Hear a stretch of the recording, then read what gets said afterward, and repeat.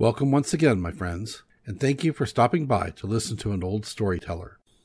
Today we have a story from Tibet, and the title of this story is How the Fox Fell a Victim to His Own Deceit. Between the official and his people is confidence, if the headman is skillful. Tibetan proverb. Once upon a time, away up in the corner of the mountains, in a little cave, lived a tiger and her baby cub. She had brought for this baby, one day when she was out hunting, a little fox to be his playmate. The fox had a happy time and an easy one, for he didn't have to work or hunt, but played all day, and the mother tiger kept them all supplied with food. One day she went out to hunt and found a little calf, which she took home to be another playmate for her son. But the fox was much displeased and became very jealous of the calf, because he thought they all loved the calf better than he, and that only the food that was left over was given to him. As a matter of fact, they treated him just the same as ever, but his heart was wrong, and he began to plan how he might be revenged on the calf. After a while, the mother tiger became very ill, and as she was about to die, she called the calf and her son to her side and said, "Although you are not of the same father and mother, yet you are brothers.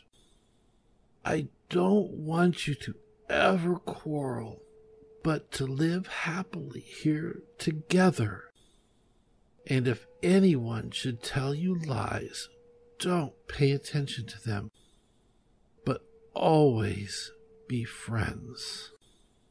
So saying, she died. Now the fox saw his opportunity. Every morning the calf was in the habit of running and playing and jumping and shaking his horns in fun, bellowing and taking exercise, while the tiger preferred to lie and rest.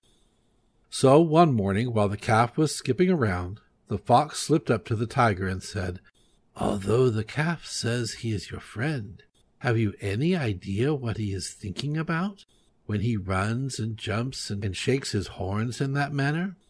In his heart he hates you, and in that manner is gaining strength in order that he might be able to kill you." This, of course, made the tiger suspicious and very angry. So, daily he watched the calf very closely and became sour and surly. Then the fox went to the calf and said, "You know, your mother told you and the tiger that you were to be brothers, but see, he is growing larger and stronger every day, and his heart has changed, and he is preparing to kill and eat you." The tiger and the calf were now enemies, and watched each other with a great deal of suspicion, and were very unhappy. Finally, one day the calf said to the tiger, "Why do you want to kill me and eat me? I have done you no harm, and love you just as your mother said I should." The tiger replied, "I love you just the same, and never thought of doing such a thing, until the fox said you were preparing to kill me." Then they realized that the fox had been trying to make them enemies, and they decided on a plan to get even with the fox. The tiger said, "I'll tell you what we'll do. We'll have a sham fight, saying we hate each other, and we're going to fight it out and see who wins. Ask him to be present, and while we're in the midst of it, I'll attack him." The day came, and they began their fight. They maneuvered round and seemed to be fighting very fiercely, until they came very near the fox, when the tiger made a jump, landed on him, and killed him, and had a feast of the carcass.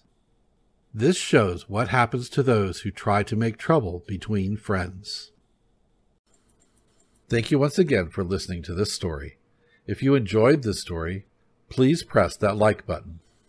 Also, please help an old storyteller out by subscribing to my channel. The next story will be posted in a few days, so until then, may your story continue to be a good one.